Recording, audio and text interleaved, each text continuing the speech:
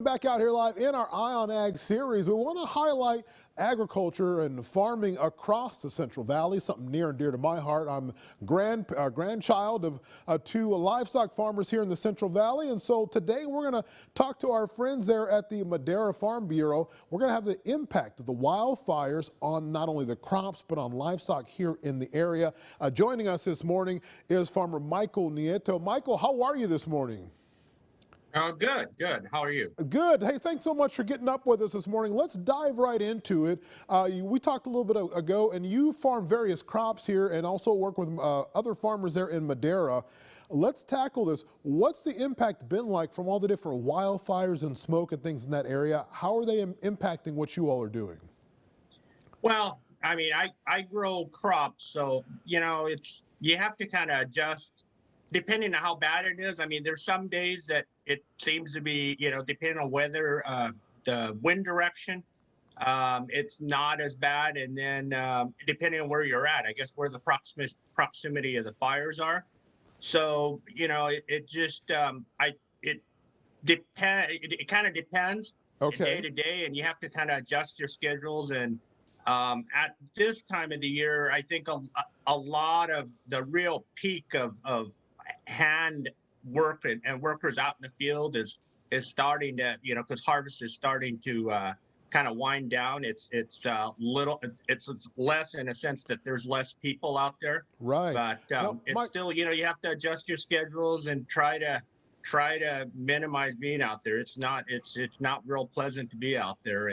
So more of an issue there with the crops being picked and harvested, essentially, is what you're saying there. More of kind of a labor issue, managing the workers that are out there working in these conditions. We hear a little bit about grapes and other fruits like that, kind of absorbing some of the smoke. The crops that you farm or the farmers that are around you, are you all hearing about those types of issues?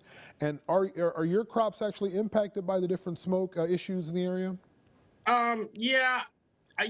I think that all the crops, any crop will be affected, especially if that smoke just sits and it stays there for days and days. I know, like wine grapes, especially, if you hear the people like in the North Coast, they always have problems with if that smoke sits in there for a couple of days, and just kind of permeates for a long period of time. It definitely affects the grape quality and things like that. But I think down here, probably for the kind of the nut crops and things like that, it's important to remember that this time of the year, the early fall is when the crop for the coming year is determined. The budwood is forming, and when you get that smoke, you get kind of like a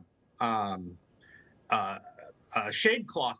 And you don't get the direct sun, and it definitely, I think it affects the crop for the next year. What are the big crops being harvested right now in the Madera County area there as we're moving into fall? Like, what's being harvested around the region?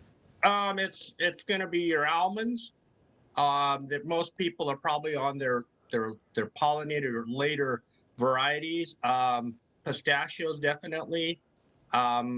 Raisins are kind of finishing up, or kind of on, there's some raisins going on, being picked. Wine grapes. That's Perfect. Probably the main ones in Madera County. Yeah, I appreciate it. Well, Michael Nieto with the Madera County Farm Bureau, one of the farmers that are working the lands in Madera, bringing us the things that we're able to go out to our grocery stores and buy.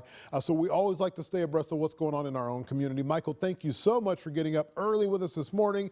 And that'll do it for this week's Eye on Ag. Megan, we'll toss it back over to you. All right.